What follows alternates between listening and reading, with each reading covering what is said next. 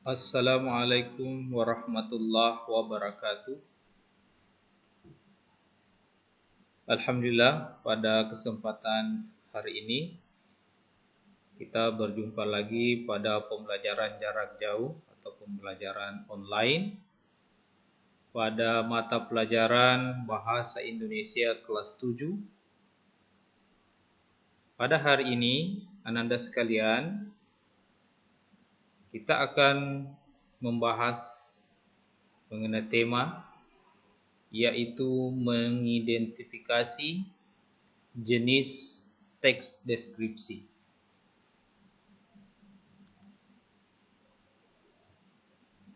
Secara umum, teks deskripsi terbagi menjadi 3. Yang pertama adalah teks deskripsi tempat. Yang kedua, teks deskripsi waktu. Dan yang ketiga adalah teks deskripsi orang. Yang pertama, teks deskripsi tempat atau spasial adalah teks deskripsi yang melukiskan ruang atau tempat berlangsungnya suatu peristiwa. Pelukisannya harus dilihat dari berbagai segi agar ruang tersebut tergambar dengan jelas dalam pikiran dan perasaan pembaca atau penikmat.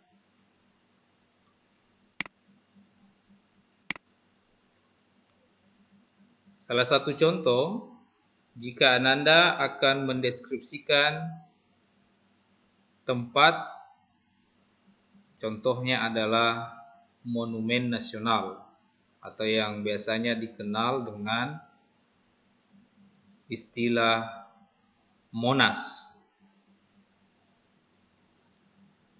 Kira-kira apa-apa saja yang menjadi sub-sub tema terhadap gambar yang ada pada slide yang bisa kita deskripsikan. Coba kita perhatikan, ada beberapa aspek yang bisa kita deskripsikan yang berkaitan dengan teks deskripsi tempat Monas. Yang pertama, berkaitan dengan ukuran. Kira-kira pada bangunan ini, bangunan Monas itu ukurannya tingginya berapa, begitupun dengan lebarnya berapa, sampai kepada ukuran detail. Selanjutnya yang bisa kita deskripsikan adalah berkaitan dengan lokasi. Letak gedung Monas itu di mana?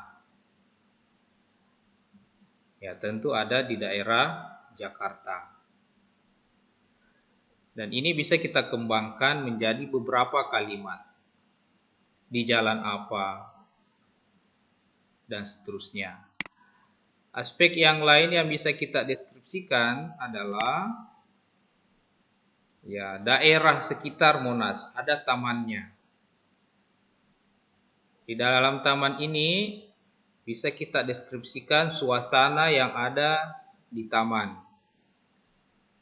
Kita bisa mendeskripsikan pengunjung yang hadir seperti apa. Selanjutnya,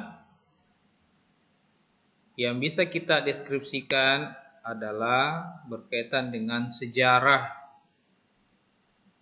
dibangunnya monumen nasional atau tujuan dari pembangunan monumen nasional. Ini adalah beberapa aspek, salah satu contoh yang bisa kita deskripsikan pada jenis deskripsi tempat. Selanjutnya, Berikut adalah contoh teks deskripsi yang berupa tempat. Selain bentuknya yang unik, daya tarik Monas juga terletak pada lapis emas yang melapisi tugu ini. Lapisan emas seberat 30 kg ini menjadi keistimewaan tersendiri bagi tugu yang terletak di Jalan Medan Merdeka ini. Dari contoh tersebut, kita dapat mengidentifikasi atau menjumpai sederet informasi yang menunjukkan bentuk yang unik, kemudian ada lapisan emas 30 kg, serta kita bisa mengidentifikasi letak Monas itu sendiri, yaitu berada di Jalan Merdeka. Baik, kita lanjut kepada jenis teks deskripsi yang kedua, yaitu teks deskripsi waktu. Pada teks deskripsi jenis waktu dikembangkan dengan berdasarkan pada waktu suatu peristiwa terjadi.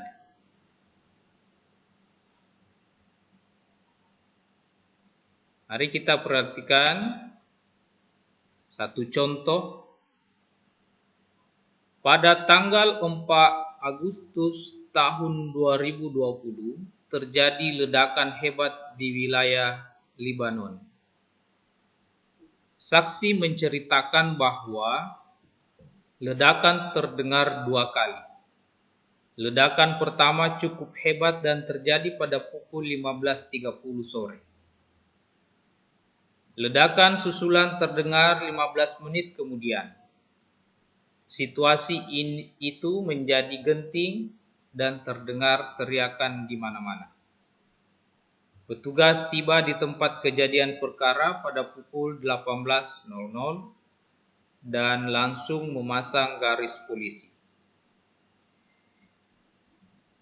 Pada contoh teks deskripsi tersebut, kita bisa menjumpai sederet informasi yang menunjukkan waktu, mulai dari tanggal, bulan, tahun, dan juga jam. Tujuan dari teks deskripsi waktu adalah untuk menggambarkan sebuah peristiwa berdasarkan waktu terjadinya. Selanjutnya, jenis teks deskripsi yang ketiga adalah teks deskripsi orang. Pendeskripsian orang akan menceritakan orang tersebut secara terperinci. Hal-hal yang dapat kita perinci antara lain adalah aspek fisiknya, apakah orang itu menarik, cantik, tampan, gagah, tinggi, atau aspek perasaan atau sifat, apakah orang itu sifatnya baik, ramah, sopan, santun, atau sebaliknya. Aspek yang lain adalah perilakunya atau karakternya. Apakah dia dermawan, rajin, dan apa saja yang dimiliki oleh seseorang.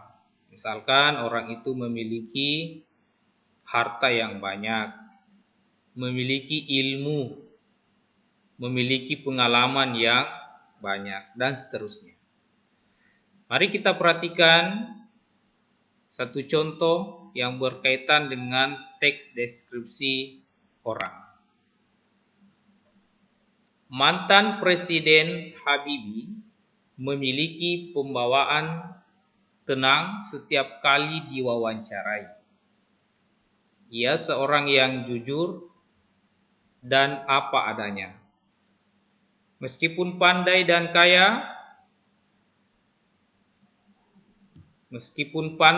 kaya pengalaman, ia selalu rendah hati. Jadi ini adalah salah satu contoh teks deskripsi orang. Pada teks deskripsi tersebut, kita dapat menjumpai sederet informasi yang menunjukkan sifat atau karakter dari orang, yaitu seorang tokoh mantan Presiden Habibie.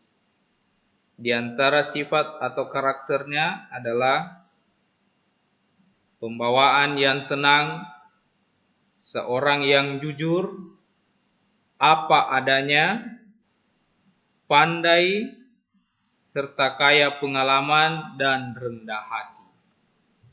Itu adalah penggambaran atau pendeskripsian terhadap seseorang yang berkaitan dengan sifat dan karakter yang dimiliki.